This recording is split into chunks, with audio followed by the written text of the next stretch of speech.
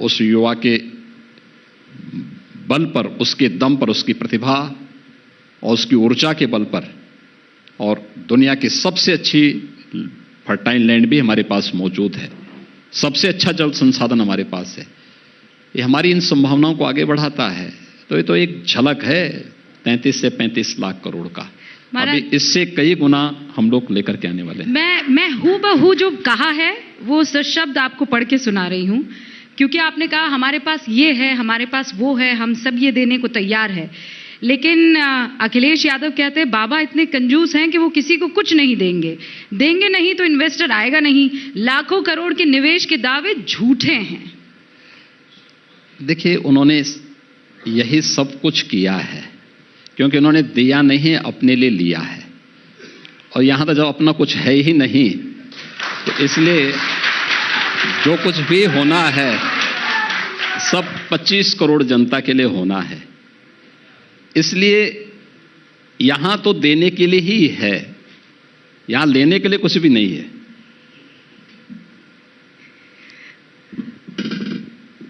रोमाना।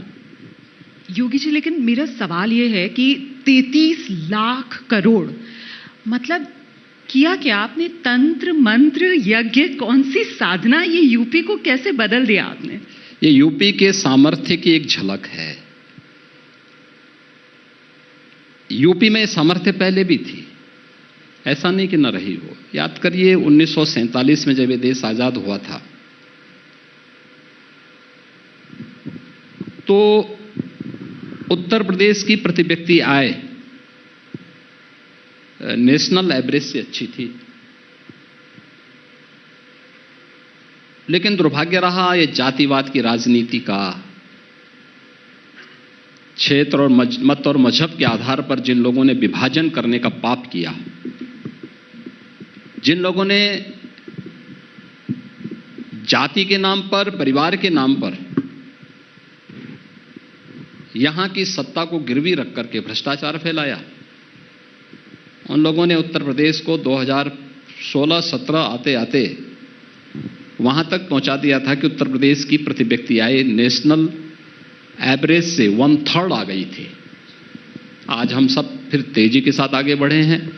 विगत 6 वर्ष में हम लोगों ने उत्तर प्रदेश की प्रति व्यक्ति आय को दोगुना किया है, उत्तर प्रदेश की जीडीपी को दोगुना किया है, और अगले 5 वर्ष के अंदर आप देखना ये नेशनल एवरेज से आगे होगी। योगी जी, मुझे याद है 2017 के चुनाव के पहले मैं गोरखपुर में था, आपका इंटरव्यू करने के लिए मैं गोरक्षनाथ पीठ में भी आया था। गुड़ वाला प्रसाद आपने मुझे तब खिलाया था, वहाँ पर जनता प्यार से आपको महाराज जी भी कहती है। सवाल मेरा यह है कि तब जो आपकी एक छवि थी, हिंदू हृदय सम्राट वाला नेता, थोड़ी आक्रामक वाली छवि, लेकिन इन सालों में मुख्यमंत्री के तौर पर जो आपने यात्रा की, एक विकास पुरुष वाली छवि गढ़ने में बहुत हद तक कामयाब होते आप नजर आ रहे हैं। इसके पीछे सोच क्या है? देखिए, मैं 17 के पहले जो था वही आज भी हूं, कोई अंतर नहीं आया। मेरे कपड़े, मेरा रहन सहन, मेरा खान पान, मेरी बोली भाषा सब वही है जो 17 के पहले थी। 17 के बाद पहले कालखंड में थी, और 17 के पहले कालखंड के बाद दूसरा कालखंड प्रारंभ होने के बाद भी वही था, और आगे भी वही रहने वाला है, कुछ भी बदलाव नहीं होने वाला है। हाँ, लोगों ने जब मुझे गोरक्षपीठ में देखा था तो मंदिर में आएंगे तो स्वाभाविक रूप से मंदिर जैसा ही आपको देखने को मिलेगा। आप जब मुझे एक सांसद के रूप में देखते थे तो सांसद के रूप में मुझे गोरखपुर के प्रश्नों को उठाते हुए आप देखते रहे होंगे, पूर्वांचल के प्रश्नों को उठाते हुए देखते रहे होंगे, उन ज्वलंत मुद्दों पर बात करते हुए देखते रहे होंगे जिनका समाधान अरसे से नहीं हो पाया था। लेकिन एक मुख्यमंत्री के रूप में जब कार्य करने का अवसर मुझे मिला, अब ये तो नहीं हो सकता है कि 17 के पहले मैं इंसेफ्लाइटिस जैसे मुद्दों के लिए जूझता था, लड़ता था, सड़क से लेकर सदन तक, और जब जिम्मेदारी मुझे मिल गई तो अब भी मैं दूसरों को दोषारोपण करने लग जाऊंगा। ये जिम्मेदारी मेरे ऊपर थी, मैंने उस जिम्मेदारी को स्वीकार किया, और आज मैं कह सकता हूं कि इंसेफ्लाइटिस जैसी बीमारी पूर्वांचल में 96% हम उसको समाधान कर चुके हैं, पूरी तरह समाप्त कर चुके हैं। हम जब निर्णय लेते हैं तो फिर उसको उसके अंत तक भी पहुंचाते हैं, और यही एक संकल्प लोगों को दिखा देता है कि भाई ये कैसे हो पाया है। भाई हम लोग पहले भी वही करते थे, हाँ तरीका अलग रहा होगा, रास्ते अलग अलग रहे होंगे, मंजिल एक थी। योगी जी, कुल मिलाकर आप ये मानेंगे कि ये जो समिट है ये आपके निजी जीवन में एक महत्वपूर्ण पड़ाव भी है? देखिए, मेरा निजी जीवन कुछ भी नहीं है, मेरा अपना कुछ भी नहीं है, और मैंने अपने लिए कुछ छोड़ा भी नहीं है। किसी को गलत फहमी होगी कि मैं अपने लिए करता हूं, कुछ नहीं करता मैं अपने लिए। जिस दिन मैंने सन्यास की दीक्षा ले ली है ना, उस दिन हमने तय कर लिया कि अपने लिए कुछ नहीं करना है। जो करना है देश के लिए करना है, समाज के लिए करना है, और इसलिए एक पड़ाव है। ऐसे पड़ाव अचानक नहीं आते, इसके लिए प्रयास करने होते हैं। उन संभावनाओं को देश और दुनिया के सामने रखना होता है कि वास्तव में ये संभावनाएं हमारे पास हैं, हम कर सकते हैं। उत्तर प्रदेश में 17 के पहले आपका भी आना जाना बहुत रहा है, और मुझे याद है 17 की विधानसभा चुनाव के दौरान आपसे मेरा इंटरव्यू हुआ था, काफी बड़ा एक लंबा इंटरव्यू हुआ था। हाँ, काफी टक्कर वाला था। नहीं, टक्कर वाला तो हम टक्कर वैसे भी नहीं लेना चाहते किसी की। जिससे हमें टक्कर लेनी होती है उसको टक्कर ले ही रहे। लेकिन अच्छा इंटरव्यू था, और मैंने तब भी आपको बताया था कि देखिए यूपी बहुत संभावना वाला प्रदेश है, लेकिन उससे पहले क्या, 17 के पहले क्या स्थिति थी? हर तीसरे दिन एक दंगा होता था, हर तीसरे दिन दंगा होता था। बेटियां सुरक्षित नहीं थी, लोग पलायन कर रहे थे। किसी भी सभ्य समाज के लिए क्या यह शोभा देता है? आज कम से कम मैं कह सकता हूं पिछले 6 वर्ष के दौरान उत्तर प्रदेश के अंदर कोई दंगा नहीं हुआ है, और मेरे रहते हुए दंगा हो भी नहीं सकता है। अगर उत्तर प्रदेश की बेटी है, उसकी सुरक्षा की जिम्मेदारी हमारी है, हम उसकी सुरक्षा की जिम्मेदारी लेते हैं, और जो जिस तरीके से परेशान करेगा, छेड़ेगा, फिर उसको उसका दुष्परिणाम भी भुगतना पड़ेगा। यह भी हम कह सकते हैं, और हमने किया भी है, कार्रवाई कर भी रहे हैं। यही स्थिति उत्तर प्रदेश के उन सामर्थ्यों को लेकर, नौकरशाही को लेकर। देखिए, हम कहीं किसी भी कोई बाहर का कोई इन्वेस्टर आता था उत्तर प्रदेश के बारे में, अरे साहब हम तो यहाँ की नौकरशाही से बहुत डरते हैं।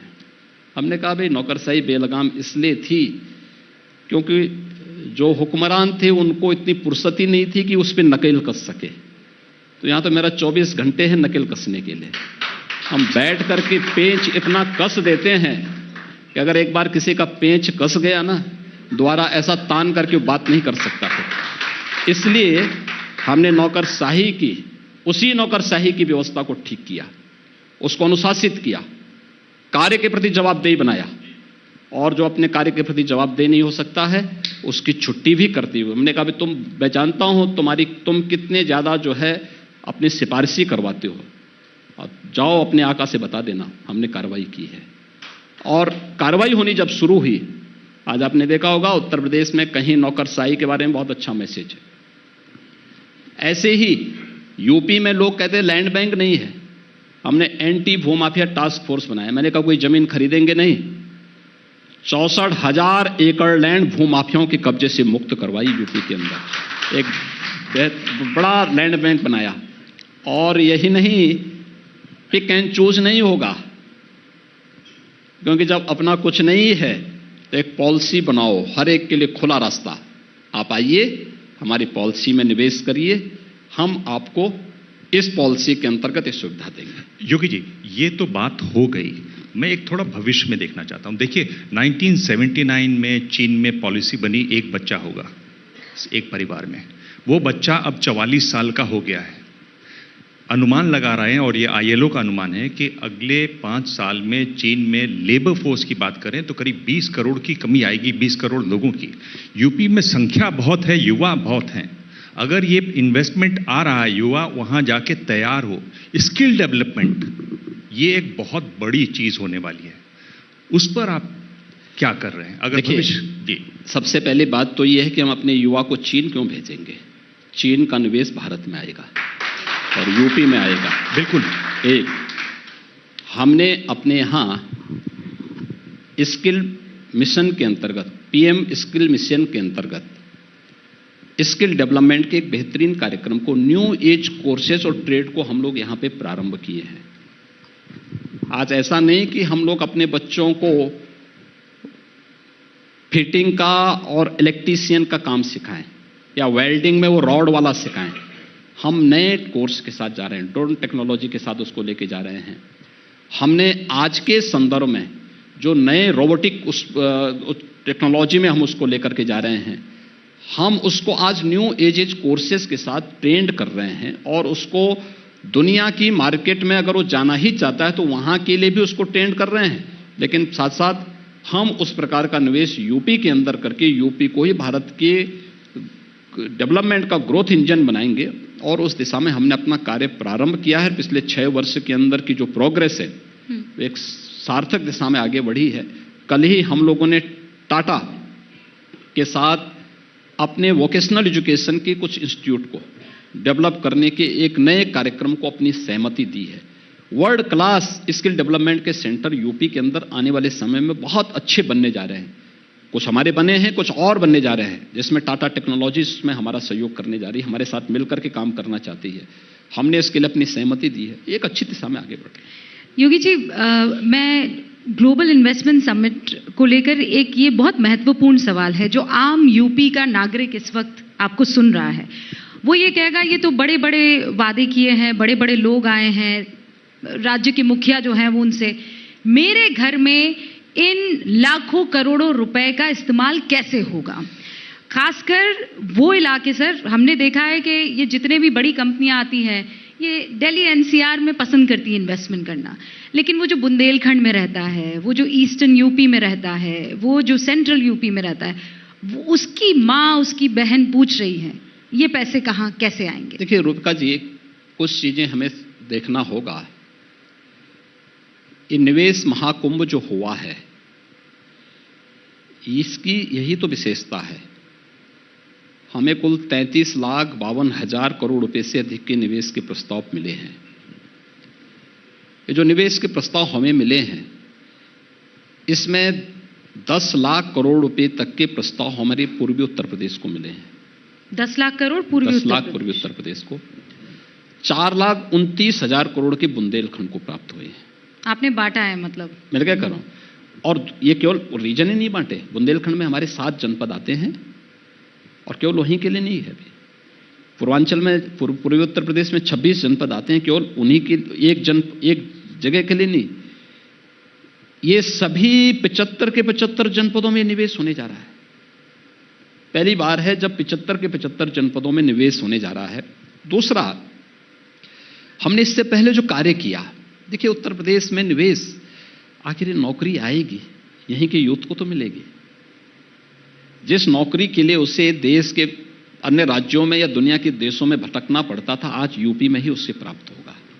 एक, यहां के यूथ के लिए एक अवसर, फैक्ट्री लगेगी तो रॉ मटेरियल तो यही मार्केट से खरीदना पड़ेगा ना, तो लोग जब यहां से खरीदेंगे तो उसको खरीदने के लिए यहीं का तो किसान से कोई व्यक्ति खरीदेगा, लेबर यहीं का तो लगेगा, मटेरियल यहीं का लगेगा, सब कुछ यहीं का लगना है, ईंट यहीं से लगेगा, बालू सरिया सब यहीं से लगना है, लेबर यहीं से मिलना है, तो उसको कहीं बाहर और क्यों जाना पड़ेगा। तीसरा है कि उत्तर प्रदेश के अंदर इन सभी कार्यक्रमों के लिए, देखिए एक उद्योग हमने लगा, लेकिन उसके एंकर यूनिट तो यहीं पे स्थापित होनी है ना, और यूपी इस मामले में बहुत समृद्धशाली है। हमने पहले ही इसका पूरा होमवर्क किया है, 1 डिस्ट्रिक्ट 1 प्रोडक्ट के माध्यम से परंपरागत उद्यम को प्रोत्साहित करने के लिए। देखिए 17 के पहले सब दम तोड़ रहा था, ये सब पलायन कर रहे थे।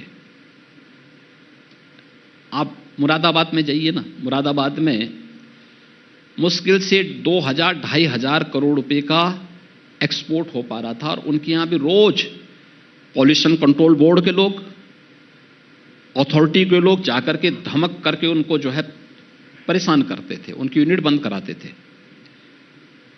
हमने जब वन डिस्ट्रिक्ट वन प्रोडक्ट के साथ वहां का ब्रॉस के आइटम को जोड़ा, हमने उनको कोयला और केरोसिन से अलग करते हुए पीएनजी का कनेक्शन दिलाया, बिजली की आपूर्ति की। आज 15,000 करोड़ रुपए का एक्सपोर्ट अकेले मुरादाबाद कर रहा है। कारपेट आपका जो है भदोई का दम तोड़ चुका था। लोगों ने कहा साहब इनके पास टेक्नोलॉजी है, इंटरनेशनल मार्केट में भी ये लोग कहीं कंपटीशन में नहीं आ सकते हैं। वो बेचारे सब हैंडलूम, पावरलूम वाले, कारपेट बनाने वाले सारे कारीगर बेरोजगार की तरह घूम रहे थे। आज वहां 6,000 करोड़ रुपए का एक्सपोर्ट हो रहा है। हमने टेक्नोलॉजी भी दी, उनको डिजाइन भी दी, उनको मार्केट भी दी और एक्सपोर्ट सब्सिडी भी दी। आज 6,000 करोड़ का हो रहा है। हमने देखिए एक जाति नहीं देखी, मत और मजहब नहीं देखा, हर एक जनपद की एक एक आइटम को प्रमोट किया। परिणाम क्या है? 1,61,00,000 नौजवानों को हमने सीधे सीधे इसके साथ रोजगार के साथ जोड़ा। 60 लाख उद्यमियों को प्रधानमंत्री मुद्रा योजना के माध्यम से, मुख्यमंत्री युवा स्वरोजगार योजना के माध्यम से सीधे बैंकों के साथ जोड़ा।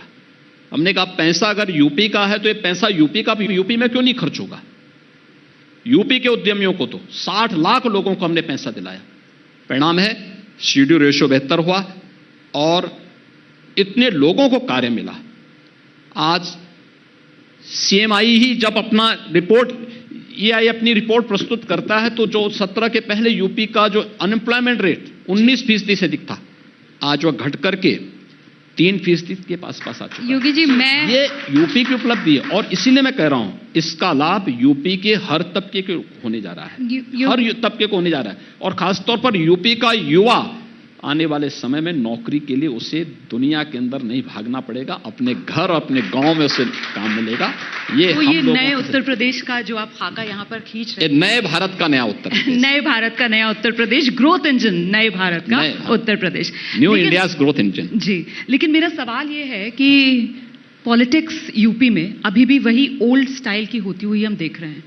और हाल के दिनों में एक विषय जो काफी सुर्खियों में रहा, विवादित रहा, दूसरे दल के नेताओं ने जिस तरीके से रामचरितमानस को लेकर विवादित टिप्पणियां की, हमने यहीं यूपी की सड़कों में मानस की प्रतियों को फाड़ते हुए लोगों को देखा। एक सीएम के तौर पर सर आपकी सरकार ने एक्शन लिया, कार्रवाई की, लेकिन महाराज जी एक महंत के तौर पर मैं जानना चाहती हूं कि इस खबर ने आपको कितना प्रभावित किया, आहत हुए आप? देखिए, हमारे यहां कभी भी किसी को भी इस बात के लिए बाध्य नहीं किया गया कि आप हमारी बात को माने ही माने। हमने कभी किसी को बाध्य नहीं किया कि आप मंदिर आए हैं, कभी नहीं। उसकी मर्जी आए, उसकी मर्जी ना आए, वो माने ना माने, ये उसका अपना तरीका हो सकता है, उसका अपना संस्कार हो सकता है जी। लेकिन मैं इस बात को कह सकता हूं कि जो भी लोग इस प्रकार का कार्य कर रहे हैं, डेवलपमेंट के मुद्दे से ध्यान हटाने के लिए, अपने वजूद को बचाने के लिए उनके द्वारा की जा रही एक छटपटाहट मात्र है ये जी। इसके अलावा कुछ नहीं है। इसमें कोई दम नहीं है। और जहां तक कोई भावनाओं के साथ खिलवाड़ करेगा तो सरकार ने तो एक्शन ले ही लिया है। सरकार जब एक्शन ले ही चुकी है तो उसका एहसास भी लोगों को हो गया। तो मानस पर जो आपत्ति है आप उसको क्लियर करना चाहेंगे? देखिए, जहां पे जिस मंच पे हमें करना होगा जी, वहां पे करेंगे भी। मेरी अकूत आस्था है मानस के प्रति जी। और मानस आज से नहीं, पिछले सैकड़ों वर्षों से भारतीय समाज का एक मार्गदर्शक पवित्र ग्रंथ के रूप में माना जाता रहा है। और इसके प्रति संत तुलसीदास जी के प्रति कृतज्ञता ज्ञापित करता रहा है। शर्म आनी चाहिए उन लोगों को जो मानस पे प्रश्न उठा रहे हैं। यह वह ग्रंथ है जिसने गुलामी के कालखंड में भारत को एक नई दिशा दी थी जी। रामलीलाओं के माध्यम से मंचों पर हम किसी एक अंश को लेकर के टिप्पणी नहीं कर सकते जी। पे हमें समग्रता के साथ देखना होगा जी। आखिर उसी रामचरितमानस में जी निषाद राज की भी चर्चा है और सबरी की भी चर्चा है जी। आप उसके महत्व को इससे कैसे नकार सकते हैं? मैंने दरअसल इस मंच पर और ये इसलिए सवाल- हम लोग जी। इस बात को कहते हैं, देखिए हम कृतज्ञता ज्ञापित करते हैं महान संत तुलसीदास जी के प्रति, जिन्होंने इस प्रकार का पवित्र ग्रंथ लोगों के मार्गदर्शन के लिए, उद्धार के लिए जी मध्यकाल में देश को दिया था। मान जी, मैंने इस ये पर कोई- सवाल बस सर एक सेकंड इसलिए इस मंच पर पूछा क्योंकि अभी तक विपक्ष जो है वो आपको बुलडोजर बाबा कहकर घेरता था, और अब ये रामचरितमानस विवाद को लेकर विपक्ष की तरफ से आपको रिलीजियस साइंटिस्ट कह के चुनौती दी जा रही है। इस नहीं, वजह मैं- से ये पूरा मैं- मामला मैंने राजनीतिक कहा ना, बना दिया गया, इस वजह से मैं ये तो सवाल। एक योगी हूं, जी और विपक्ष के प्रश्नों का जवाब देने का सबसे अच्छा माध्यम विधानसभा होती है। विधानसभा में इसका जवाब देंगे, बहुत जोरदार तरीके से देंगे। योगी जी, मैं तो आपको बहुत करीब से देखता हूं। अभी आप पहले उत्तर प्रदेश करते थे, अब आप भारत को भी उसमें जोड़ने लगे हैं। भारत भी आपकी विजन से दूर नहीं है। तो एक बड़ी कोशिश जो कि विपक्षी दल ने, प्रमुख विपक्षी दल ने, कांग्रेस पार्टी की मैं बात कर रहा हूं, भारत जोड़ो यात्रा की बात कर रहा हूं, राहुल गांधी की बात कर रहा हूं, जो अब बोलते भी नजर आ रहे हैं, और बोल जब वो रहे हैं तो बात समझ में भी आ रही है, ऐसी भाषा बोल रहे हैं। कैसे आंकते हैं इस पूरे प्रयास को, जिसमें वो इतना लंबा चले, साउथ से नॉर्थ, और अब कह रहे हैं कि पश्चिम से पूर्व की भी वो भारत यात्रा करने वाले हैं? तो रोका किसने है? हमने तो किसी ने रोका नहीं है जी। व्यक्ति के पास समय है तो अवश्य यात्रा करे। यात्रा तो भारत में प्राचीन काल से होती रही है। लोग यात्राएं करते रहे, बड़ी बड़ी यात्राएं करते रहे हैं, लेकिन किसी उद्देश्य विशेष को लेकर करते रहे हैं। उद्देश्य जब पवित्र होता है तो फलीभूत होती है यात्रा। जब किसी दुराग्रह से यात्रा होती है तो उसके दुष्परिणामों से यात्री को भुक्तभोगी होना होता है। तो एक दुराग्रह के साथ भारत को कमतर आंकने का, भारत को कमजोर करने का, विघटनकारी तत्वों को प्रश्रय देने का, जिस यात्रा के बीज ही उस पर बोए जा रहे हों, कभी फलीभूत हो ही नहीं सकती है। पर वो तो ये कोई कह फायदा रहे हैं नहीं। कभी नहीं होना है। योगी जी, एक सवाल और भी है। राहुल गांधी का जो आजकल एक नया लुक नजर आ रहा है, दाढ़ी वाड़ी उन्होंने बढ़ा ली है, भारत जोड़ो यात्रा के दौरान हमने देखा।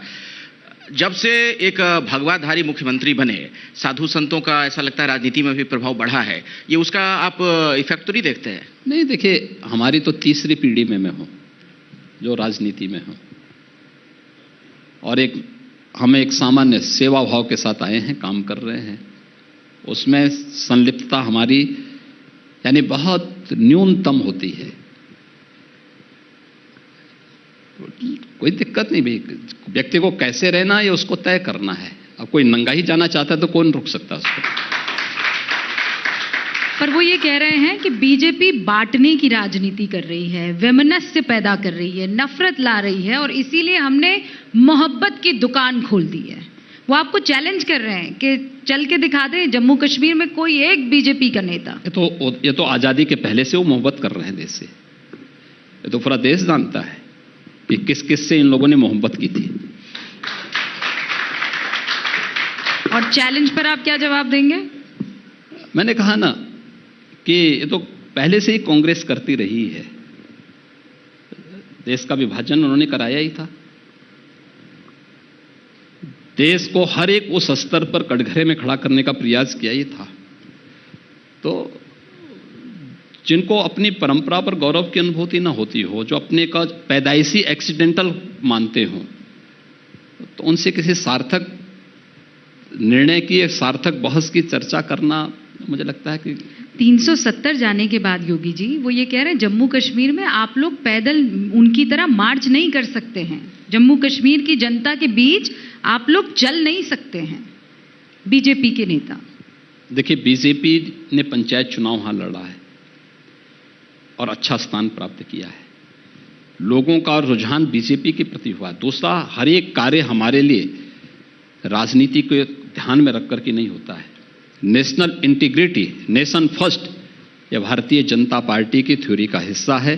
राष्ट्र पहले और देश के लिए सब कुछ समर्पित है। भारतीय जनता पार्टी इस उद्देश्य से कार्य करती है और जनता जनार्दन का अपार स्नेह और समर्थन इस संबंध में प्रधानमंत्री मोदी जी को प्राप्त है। अच्छा योगी जी, आपकी इतनी डिमांड पूरे देश भर में प्रचार के लिए क्यों हो रही है आजकल? जहां भी चुनाव हो रहा है आपको जरूर बुलाया जाता है, हर जगह आपको। नहीं, मैं तो एक कार्यकर्ता के रूप में जाता हूं, और मैं ही नहीं जाता हूं, भारतीय जनता पार्टी के सभी नेता जाते हैं। हमारे केंद्र सब प्रधानमंत्री जी के बाद सभी केंद्रीय मंत्री जाते हैं, सभी मुख्यमंत्री जाते हैं, उनमें मैं भी हूं। क्योंकि मैं भगवा कपड़ा पहनता हूं तो अलग से दिखाई देता हूं। तो 2024 में यूपी से बीजेपी का रिजल्ट 2019 से बेहतर वाला होगा या 2014 से बेहतर वाला इस बार और करके दिखाएंगे? देखिए, उत्तर प्रदेश हर बार प्रधानमंत्री मोदी जी के मार्गदर्शन में, उनके नेतृत्व में आगे चला है, आगे बढ़ा है, बेहतर परिणाम दिया है, और 2019 से बेहतर परिणाम हम 2024 में यूपी देगा। बेहतर परिणाम? हाँ, बेहतर परिणाम देगा। एंटी इनकम्बेंसी वगैरह को आप यूपी में कहीं आपको एंटी इनकम्बेंसी लगता है? आप तो अभी 22 में आई थी इंटरव्यू लेने के लिए। योगी जी, तब तो आपने जोरदार इंटरव्यू के माध्यम से उस समय, यद्यपि आपका ट्यून नेगेटिव नहीं था, लेकिन आपने कहा था कि हम उसके बाद देखेंगे। आप स्वयं ही 1 साल के बाद आ रही हैं।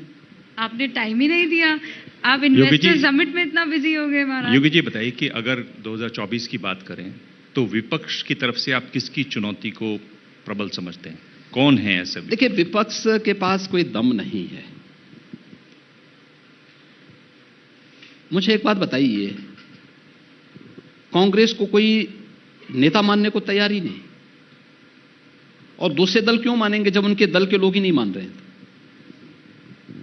आखिर कांग्रेस तो सबसे बड़ी विपक्षी पार्टी थी, तो जब उनकी पार्टी के लोग ही उनको अपना नेता नहीं मानते हैं तो अन्य दलों के लोग क्यों मानेंगे?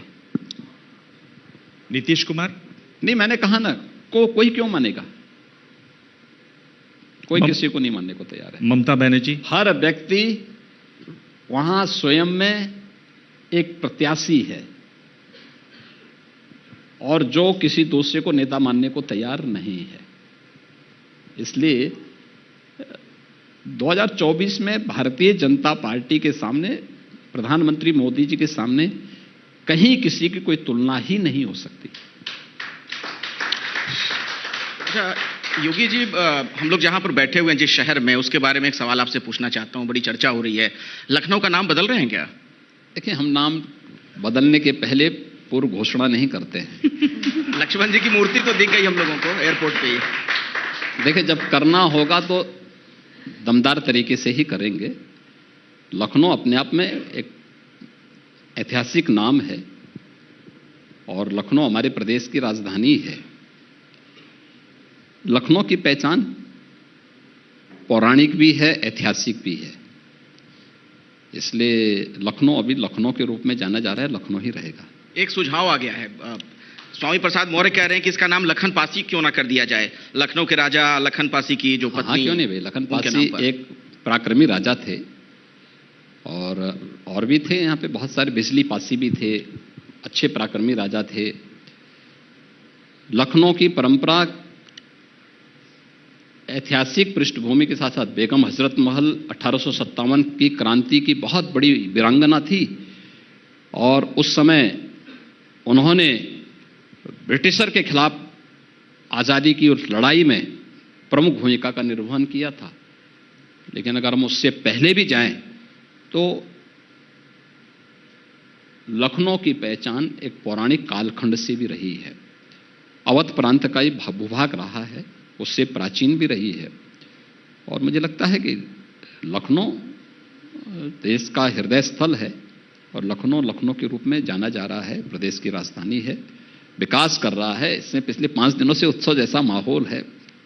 3 दिन तक इन्वेस्टर समिट का, ग्लोबल इन्वेस्टर समिट के लिए 40 देशों के प्रतिनिधि आए थे, 4 देशों के मंत्री भी आए थे। आदरणीय प्रधानमंत्री जी ने उद्घाटन किया, आदरणीय राष्ट्रपति जी ने समापन किया, माननीय रक्षा मंत्री जी का, माननीय गृह मंत्री जी का, और तमाम हमारे केंद्रीय मंत्रियों का सानिध्य भी प्राप्त हुआ। 25,000 से अधिक लोगों ने उस पूरे कार्यक्रम में सहभागिता सुनिश्चित की अपने 3 दिन के कार्यक्रम में। और ये कार्यक्रम संपन्न हुआ तो G20 समूह से जुड़े हुए डिजिटल इकोनॉमी वर्किंग ग्रुप की बैठक वर्तमान में चल रही है। आज दोपहर तक वो बैठक चलेगी। अभी मैं कुछ देर पहले यहाँ आने के पहले पूर्वोत्तर राज्यों के अखिल भारतीय विद्यार्थी परिषद के नेतृत्व में सील टूर, वहाँ के छात्रों का एक टूर यहाँ अभी आज ही मॉर्निंग में आया है। पूर्वोत्तर राज्यों के 29 छात्र आए हुए हैं। ये सब तो सभी ये हम लोगों को बताती है कि लखनऊ राजधानी में हर एक का आगना हमारी तो उस परंपरा को और आगे बढ़ाता है, अतिथि देवो भव के इस भाव को आगे बढ़ाता है। योगी जी आप एक बात तो फायदा हुआ लखनऊ का, योगी जी आप जो आए हैं अब आप ज्यादा मुस्कुराते हैं, क्योंकि लखनऊ की लाइन है मुस्कुराइए आप लखनऊ में हैं। इसीलिए मैं हंसता हूं जिससे कोई भी आकर के हंस सके। कंटेजियस, हाँ, जिसे कहते हैं आप मुस्कुराएंगे सामने वाला। लेकिन बार बार ये कहा जा रहा है कि अभी भी आप यूपी को भले ही आगे ले जाने की बात कर रहे हैं, लेकिन जैसा रुमाना कह रही थी कि मुद्दे वही पुराने हैं। मदनी साहब, महमूद मदनी साहब, अभी उन्होंने हाल ही में बयान दिया है, इस्लाम का जिक्र छेड़ा है। उन्होंने कहा सबसे प्राचीनतम अगर कोई धर्म है तो इस्लाम है, उसकी पैदाइश जो है यही हुई है, इस पर बहस ही नहीं होनी चाहिए। आपकी क्या राय है? देखिए, मदनी साहब जो है बुजुर्ग हैं और काफी उम्रदराज हैं। बुजुर्ग होने के नाते मैं उनका सम्मान करता हूं, लेकिन जो उन्होंने पढ़ा है वही तो बोलेंगे। देखिए, कमी जो उनको पढ़ाया गया वही तो, इसी को स्वामी विवेकानंद जी ने कहा था कूप मंडूप। उन्होंने अपने एक ऐतिहासिक भाषण की शुरुआत यहां से की थी कि एक कुएं में एक बार एक बाहर का मेंढक आ गया। कुएं में गिरा तो कुएं में जो मेंढक थे उसने कहा कि भाई तुम कहां से आए हो? उसने कहा साहब मैं समुद्र से आया हूं। तो कहा समुद्र कहां है? उन्होंने कहा बाहर बहुत बड़ा समुद्र है। कहा समुद्र क्या होता है? कहा था जल है वहां। कहा उसने एक कुएं के अंदर एक जगह से दूसरी जगह छलांग लगाया। कहा इतना इससे भी बड़ा? कहा भी बहुत बड़ा है। तो उसी में वो झगड़ पड़ा। कहा कि भाई तुम झूठ बोलते हो। तो जिसने दुनिया देखी ही नहीं है वो तो यही बोलेगा। उंगली में जिनको हम गिन सकते हैं कितने दिन का है इनका इतिहास, वे हमें प्राचीनता के बारे में बताएंगे, पौराणिकता के बारे में बताएंगे। ये तो सूर्य को दीप दिखाने जैसा है। लेकिन बोल दिया तो उन्होंने बोल दिया, इसको बहुत गंभीरता से भी नहीं लेना चाहिए। योगी जी, मुझे लगता है कि चीजें चल प्रवाह के साथ लोगों को अभिव्यक्ति की स्वतंत्रता का हिस्सा बनने देना चाहिए। ठीक, एक अलग अंदाज है योगी जी। आपने वो रामचरितमानस पर भी कहा चलने दीजिए, मैं नहीं टिप्पणी करूंगा। इस पर भी आपने कहा प्रवाह में बह रहा है। आप अब इन मुद्दों पर ना बोलना पसंद करते, ना बोलना पसंद नहीं करना, मैं उस पर कुछ कार्य करना चाहता हूं। एक ये इशारा बहुत तगड़ा है। नहीं, मैंने कहा ना, क्या कार्य हम उस पर कार्य कर रहे हैं। हम उस बुद्धि को सोच रहे हैं कि उस बुद्धि को विकास के रास्ते पर कैसे लेकर के जाएं, जो आज भी अपनी उससे हट करके नहीं आगे बढ़ना चाहते हैं। और इसलिए हमने कहा ना उस पर हम कार्य कर रहे हैं। होमवर्क हमारा होने दीजिए। बिल्कुल, कहेंगे नहीं करके दिखाएंगे। कुछ चल रहा है योगी जी के मन में। लेकिन मैं आपसे जानना चाह रही थी कि एक और बयान है। अभी रूबिका ने जिस तरीके से मौलाना अरशद मदनी साहब के बयान का जिक्र किया, ऐसे ही मैं आरएसएस प्रमुख मोहन भागवत जी के बयान का यहाँ पर आपसे जिक्र करना चाहूंगी। उन्होंने कहा कि साहब ये जातियां जो हैं वो ब्राह्मणों ने बनाई। बाद में वो बयान कहा गया साहब उन्होंने ब्राह्मण नहीं, उन्होंने पंडित कहा था। तो इस बयान को भी आप क्या गंभीरता से लेंगे या बस चलने दीजिए? देखिए, आपने अगर भारतीय शास्त्रों को पढ़ा होता, देखा होता, तो संभवतः प्रश्न मुझसे नहीं करते। जन्मना जायते शूद्र कर्मणा द्विज उच्यते, या श्रीमद् भगवत गीता में भी बहुत स्पष्ट लिखा गया है चातुर्वर्ण्यम मया सृष्टम गुण कर्म विभाग स। अगर हम इन पंक्तियों को सही परिप्रेक्ष्य में ले लेंगे तो मुझे लगता है कि आदरणीय भागवत जी के उस पर कोई टीका टिप्पणी और किसी प्रकार का कोई प्रश्न किसी को नहीं उठाना चाहिए। और मुझे लगता है कि जो शास्त्र सम्मत है उसका हमें सम्मान करना चाहिए।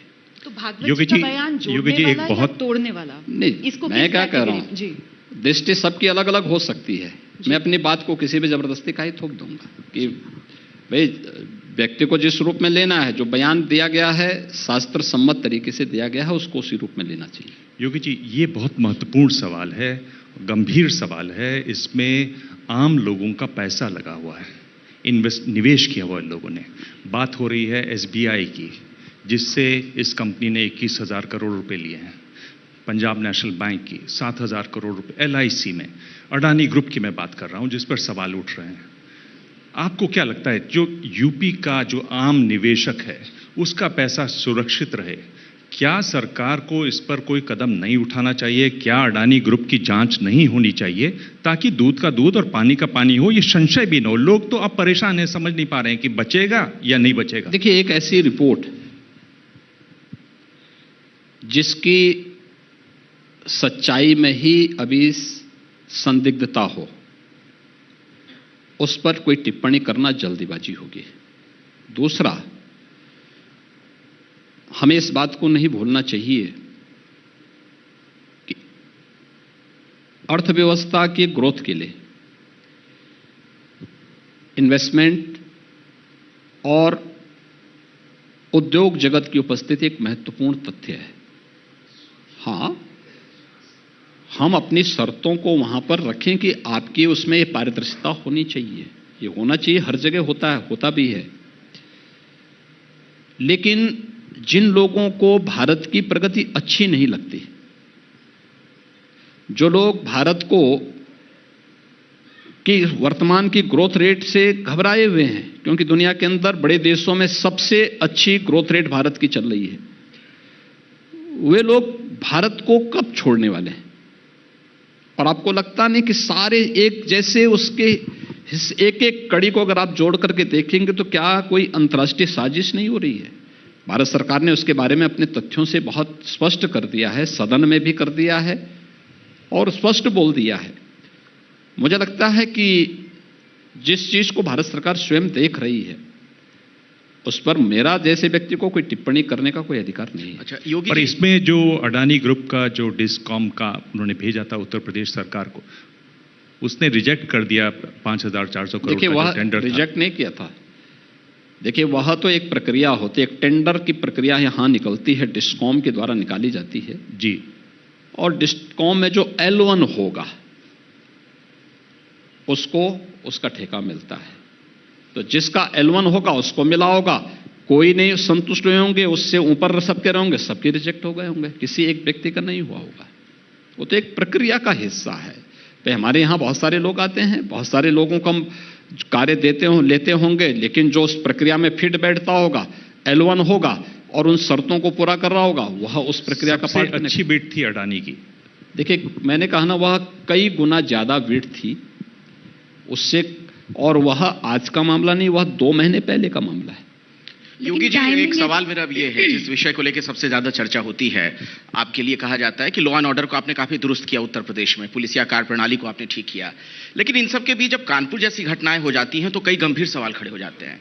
क्यों ऐसा हो जाता है? देखिए, घटना दुखद है, उसके लिए हमारी एक SIT काम कर रही है, हमने मजिस्ट्रियल जांच के भी आदेश दिए हैं।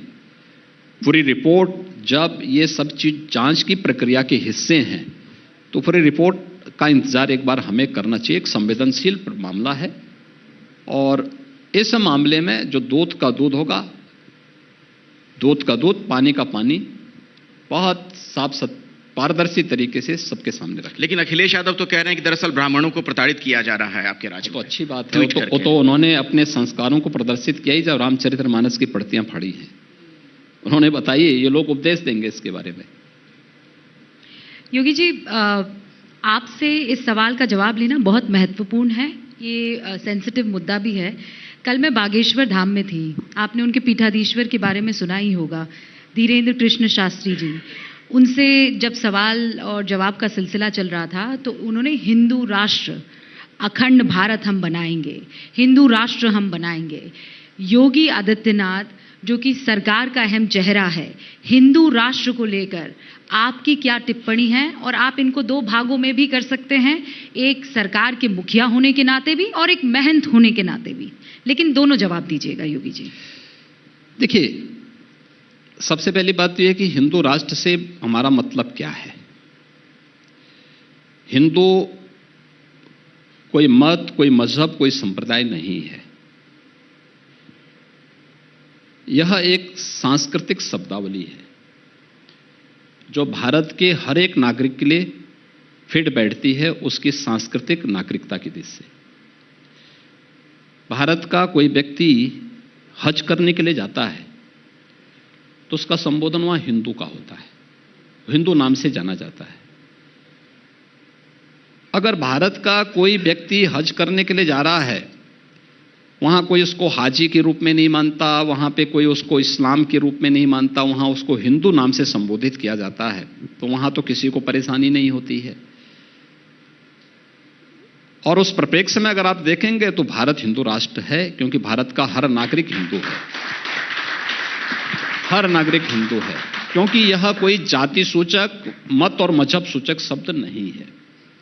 यह हमारी सांस्कृतिक एकता को, जो हिमालय से समुद्र पर्यंत तक के इस विस्तृत भूभाग के अंदर जन्मे हुए लोग ये अपने आप में हिंदू कहलाते हैं, उस रूप में अगर कोई लेगा तो हिंदू राष्ट्र से मुझे लगता है किसी को परहेज नहीं होना चाहिए। योगी जी, अगर आप इसको मत, मजहब या संप्रदाय के साथ जोड़ रहे हैं तो इसका मतलब हम हिंदू को समझने की भूल कर रहे हैं। एक कार्यक्रम में अमित शाह ने कहा भारत सरकार का एक ही धर्म है और वो है संविधान। हिंदू राष्ट्र के सवाल पर उन्होंने ये जवाब दिया। मैंने कहा ना कि अगर हिंदू को आप मत और मजहब के साथ जोड़ रहे हैं तो हम हिंदू को समझने की भूल कर रहे हैं। हमें दोनों चीजें बहुत स्पष्ट करनी होंगी। और जहां तक संविधान की बात है तो संविधान के प्रति तो हर भारतीय के मन में सर्वोच्च सम्मान का भाव होना चाहिए, क्योंकि वही हमारा मार्गदर्शक है। तो हमेशा से हिंदू राष्ट्र था, आप ये मान रहे हैं, तो फिर उसे बनाने की जद्दोजहद और कवायद क्यों? भारत हिंदू राष्ट्र था, है और वर्तमान में भी रहेगा, आगे भी रहेगा। एक और सवाल था मेरे मन में। अभी हमने देखा, कल ही खबर आई कि साहब बीबीसी के दफ्तरों पे छापे मारे, उसको लेकर कई तरीके के सवाल जो विपक्ष की तरफ से खड़े किए गए, और वो इसलिए क्योंकि पिछले दिनों एक डॉक्यूमेंट्री जो बीबीसी की तरफ से आई थी जिसको देश में प्रतिबंधित किया। इस पर आपका नजरिया इस रूप में कि अगर कोई केंद्रीय एजेंसी कोई एक्शन लेती है तो फिर उसको सत्ताधारी पार्टी के पॉलिटिकल वेंडिटा से जोड़ा जाता है, और ये देश में नहीं, उत्तर प्रदेश में भी और तमाम राज्यों में भी ये हो रहा है। देखिए, इसको आप सेंट्रल गवर्नमेंट से या किसी गवर्नमेंट से क्यों जोड़ रहे हैं? इनकम टैक्स अपने आप में एक एजेंसी है, स्वतंत्र एजेंसी है। उसको किसी भी संस्था की कार्यपद्धति को देखने, जांचने का पूरा अधिकार है। और ये केवल बीबीसी का ही नहीं हो रहा है, तमाम अन्य उसका होता है, संस्थाओं का होता है, एजेंसियों का होता है। उसमें कोई आपत्ति किसी को होने भी नहीं चाहिए, सबको सहयोग। बीबीसी ने स्वयं अपना बयान जारी करके इस बात को कहा कि हम सकारात्मक सहयोग कर रहे हैं, हमें कोई आपत्ति नहीं है। तो फिर इसको किसी पॉलिटिक्स के साथ जोड़ने का मतलब क्या? टाइमिंग ना योगी जी, टाइमिंग बहुत महत्वपूर्ण है। अब टाइमिंग जैसे ही कोई कुछ छापता है उसके वहां पर अधिकारी पहुंच जाते हैं। देखिए, ऐसा नहीं है, आपके यहाँ तो नहीं कभी पड़ा छपा। लेकिन योगी जी, हम पारदर्शिता से चलते हैं। नहीं, यहाँ तो सारी कार्यपद्धति बहुत पारदर्शी। अखिलेश यादव कह रहे हैं कि दरअसल बीबीसी पर जो छापा है ये वैचारिक आपातकाल की घोषणा है। बहुत भारी भरकम शब्द। ये वैचारिक आपातकाल की बात वो कर रहे हैं जिन्होंने हल्ला बोल का नारा दिया था यूपी में, और एक न्यूज़पेपर के कार्यालयों पे हमला बोल करके उनके गुंडे किस तरीके से वहां आगजनी कर रहे थे, ये दृश्य भी उत्तर प्रदेश ने देखा है। देवांग जी, आपने तो देखा ही होगा। बिल्कुल। और ये लोग वैचारिक आतंकवाद की, आपातकाल की बात करते हैं। तो ये तो इन लोगों के वास्तविक चेहरे को जनता जान चुकी है, इसलिए ये लोग न बोलें तो मुझे लगता है कि राजनीति में कुछ दिन के बाद लोग थोड़ा इनके चेहरे को भूल करके जब नए सिरे से आएंगे लोग बोलेंगे चलिए ठीक है। लोग रोज बोलेंगे ना तो हमारे लिए एक उर्वरा भूमि तैयार कर देते हैं लोग चुनाव के लिए। योगी जी, अब ये आखिरी दौर है और ये मुझे सौंपा गया है काम और मैं इसमें माहिर माना जाता हूँ। इसमें आपको कोई जवाब नहीं देना है, मैं आपसे सवाल भी पूछूंगा और जवाब भी मैं ही दूंगा। आपको केवल एक चुनना है उसमें से। तैयार हैं आप? ऑप्शन देंगे, चुनना है आपको। ये बताइए कि आप मुख्यमंत्री बने 2 बार, तो ज्यादा खुशी आपको कब हुई, पहली बार या दूसरी बार? मुझे खुशी तब हुई थी जिस दिन मैंने योगी के रूप में दीक्षा ली थी, सबसे ज्यादा खुशी उस दिन हुई थी और मैं उसी रूप में रहना पसंद करूंगा। योगी जी, तो कोर्स से बाहर का सवाल हो गया। नहीं, मैंने कहा ना, आपका प्रश्न भी कोर्स से बाहर का था तो जवाब भी कोर्स से बाहर का था। पर पहली बार तो आप तैयार ही नहीं थे, आपने बहुत बार बताया इस बात को। मतलब मैंने कहा ना, ज्यादा खुशी हुई होगी। मुझे कोई खुशी और कोई गम कभी नहीं रहता है। अच्छा। हाँ, सन्यास के जीवन में सेवा का एक निश्चित कार्यकाल होता है। एक योगी के रूप में, एक सांसद के रूप में, सेवा का एक विस्तृत आयाम मुख्यमंत्री के रूप में मिला। वह एक अवसर है और उस अवसर का भरपूर उपयोग उत्तर प्रदेश वासियों के लिए हमने किया। चलिए, फिल्म एक आई थी कभी खुशी कभी गम, आपकी फिल्म बनेगी तो न खुशी न गम है। न खुशी न गम। यही एक योगी के जीवन में ही हो सकता है। चलिए ठीक है। हमारी जो मुलाकात हुई थी, टक्कर हुई थी, उसमें आपने कहा था कि मैं कहीं नहीं हूं और सब जगह हूं। अब आप देखिए तो आप सब जगह हैं और सब जगह हैं। तो भविष्य में आप खुद को केंद्र में देखना चाहेंगे या राज्य में? मैं अपने मठ में देखना चाहूंगा।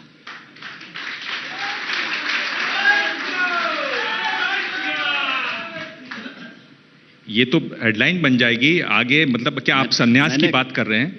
मैं सन्यासी हूं। लेना क्या, मैं तो ऑलरेडी उसको बहुत पहले, आज से 30 साल पहले ले चुका हूं। नहीं, पर अब तो आप राजनीति में हैं। क्या आप? नहीं, मैं राजनीति मेरा फुल टाइम जॉब नहीं है। कभी मैंने इस बात को नहीं कहा, कभी नहीं। मैंने राजनीति को कभी भी अपना सब कुछ मान करके नहीं किया। हां, एक जिम्मेदार नागरिक के नाते और एक योगी नेतृत्व देने की सामर्थ्य भी रखता है, इस देश से उस चुनौती को स्वीकार किया है। और मेरा मानना है कि मेरा वास्तविक गंतव्य एक योगी के रूप में ही अंतिम अपनी दिनचर्या को आगे बढ़ाने की होनी चाहिए। तो अब ना, मतलब योगी जी ये बोल रहे हैं कि मुख्यमंत्री बने हैं, फिर प्रधानमंत्री बनेंगे, उसके बाद मठ में जाके बैठेंगे? नहीं, मैंने कभी नहीं कहा कि मैं प्रधानमंत्री बनने जा रहा हूं। मैं एक योगी हूं और योगी के रूप में ही रहना चाहता हूं। जी, ये बताइए कि अगर 2024 की बात करें योगी जी, तो आप प्रमुख चुनौती किसकी मानते हैं? विपक्ष की तरफ से कोई तो होगा विपक्ष में, राहुल गांधी या नीतीश कुमार या कोई और नेता? देखिए, विपक्ष गुमराह हो चुका था, गुमराह है, पथभ्रष्ट है। उनका कोई अपना नेशनल एजेंडा नहीं है, इसलिए जनता भी उनको गंभीरता से नहीं ले रही है। मालूम है इन सब के अपने संकीर्ण स्वार्थ हैं, इसलिए जनता उनको कोई महत्व नहीं देने जा रही है। आपको क्या लगता है 2024 में बड़ा मुद्दा क्या होगा? राम मंदिर जो बनकर तैयार हो जाएगा या विकास का काम जो आप लोगों ने किया है? इनमें से, इन दोनों में से बड़ा मुद्दा कौन होगा? मोदी सरकार की 10 वर्ष की उपलब्धियां, हर एक फील्ड की।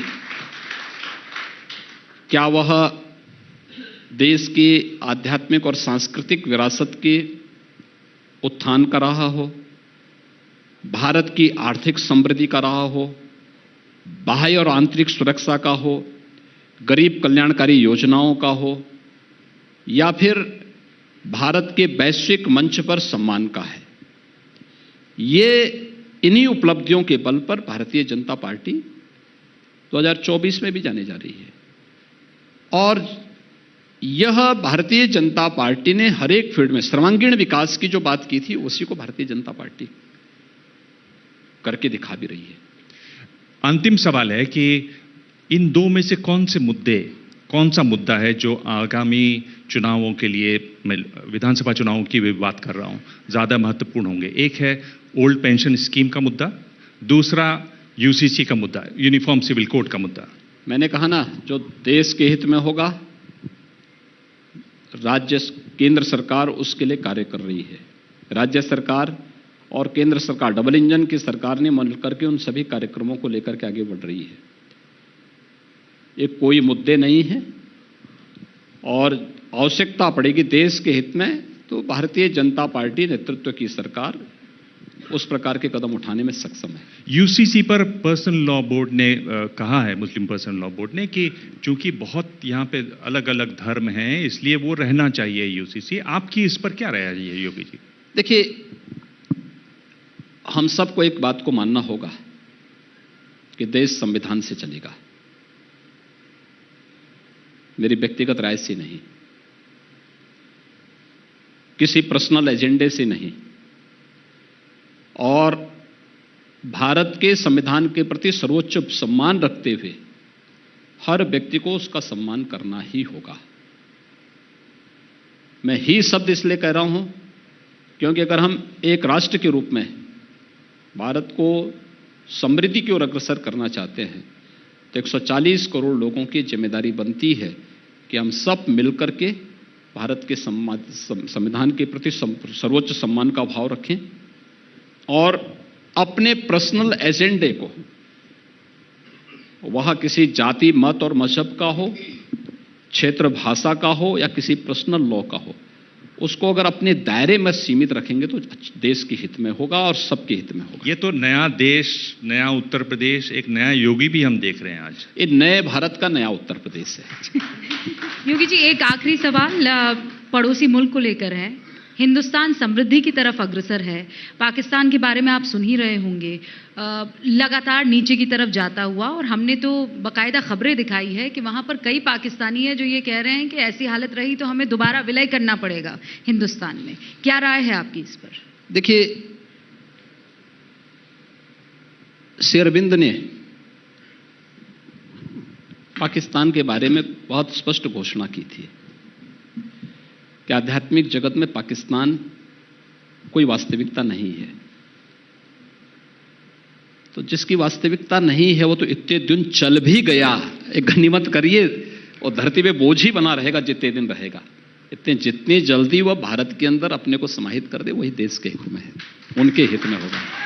ये तो अखंड भारत का नारा बुलंद कर, अखंड भारत बनना ही बनना, यही सच्चाई है। ये जो आप कथनी और करनी वाली बात कर रहे थे उसी पर तो आपका ब्लूप्रिंट तैयार नहीं हो रहा है। करने दीजिए, अभी आने चलने दीजिए, अभी बहुत सारी चीजों को भविष्य के गर्त में रखना चाहिए।